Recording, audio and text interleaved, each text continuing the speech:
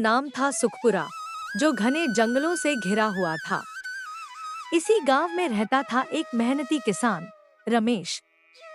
रमेश अपने परिवार के साथ एक छोटी सी कुटिया में रहता था। उसकी पत्नी सुनीता और दो बच्चे सोनू और मोनू उसके जीवन का केंद्र थे। रमेश की पूरी जिंदगी खेती और अपने परिवार की देखभाल में ही गुजरती थी।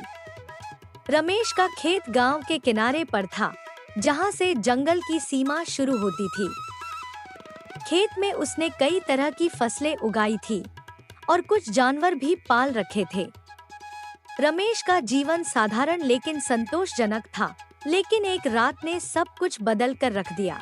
एक रात रमेश को अजीब आवाजें सुनाई दी। उसने सोचा कि शायद जानवर है, लेकिन अगली सुबह उसने पाया कि उसकी एक गाय गायब थी। रमेश ने पूरे खेत में और आसपास के इलाकों में खोजबीन की, लेकिन गाय का कोई निशान नहीं मिला। वह परेशान हो गया, लेकिन इसे एक दुर्भाग्यपूर्ण घटना मानकर भूल गया। कुछ दिनों बाद फिर से एक अजीब घटना घटी। उसकी फसलें बिना किसी कारण के सूखने लगी। रमेश ने अपने दोस्तों और गांव के बड़े बुजुर्गों से सलाह ली, लेकिन किसी के पास कोई ठोस उपाय नहीं था। सबने कहा कि यह प्राकृतिक आपदा हो सकती है, लेकिन रमेश का मन नहीं मान रहा था।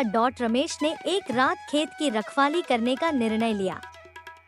आधी रात के करीब उसने देखा कि खेत के किनारे पर एक काली छाया चल रही थी।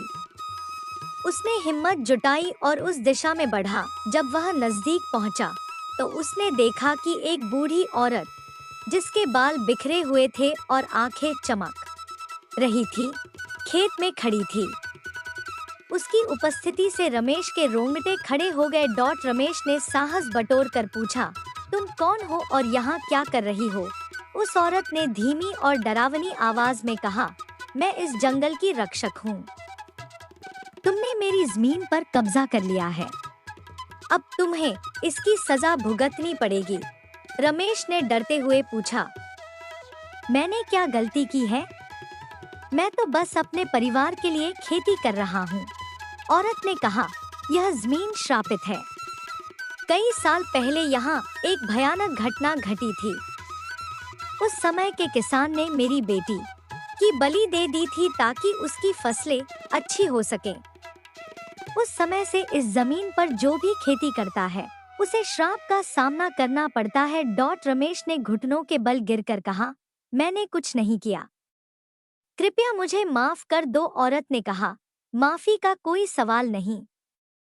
तुम्हें इस श्राप से मुक्त होने के लिए अपनी सबसे प्रिय चीज की बलि देनी होगी। रमेश ने अपनी सबसे प्रिय चीज यानी अपने बेटे सोनू की बलि देने का सोचा, लेकिन वह अपने बेटे को खोने का विचार भी नहीं कर सकता था। उसने दूसरी रात फिर से उस औरत का सामना करने का निश्चय किया। जब वह औरत फिर से प्रकट हुई, रमेश ने अपनी हिम्मत और साहस दिखाया।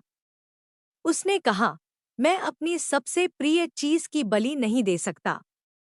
अगर तुम्हें बदला लेना है तो मुझसे लो, मेरे परिवार को छोड़ दो। उस औरत ने कुछ देर के लिए रमेश को देखा और फिर गायब हो गई। अगली सुबह रमेश ने देखा कि उसकी फसलें फिर से हरी भरी हो गई है और गाय भी वापस आ गई है। उसने समझ लिया कि उसके साहस और प्रेम ने उस श्राप को तोड़ दिया है। रमेश ने अपने परिवार के साथ सुखपूर्वक जीवन बिताना शुरू किया। हालांकि वह रात और उस बूढ़ी औरत की कहानी उसे हमेशा याद रही। उसने गांव वालों को उस श्राप की कहानी सुनाई और सभी ने मिलकर उस जमीन पर एक मंदिर बनवाया, ताकि फिर कभी कोई श्राप गांव पर न पड़े। रमेश की कहानी गांव वालों के लिए एक सीख बन गई कि प्यार और साहस से किसी भी भयावह परिस्थिति का सामना किया जा सकता है।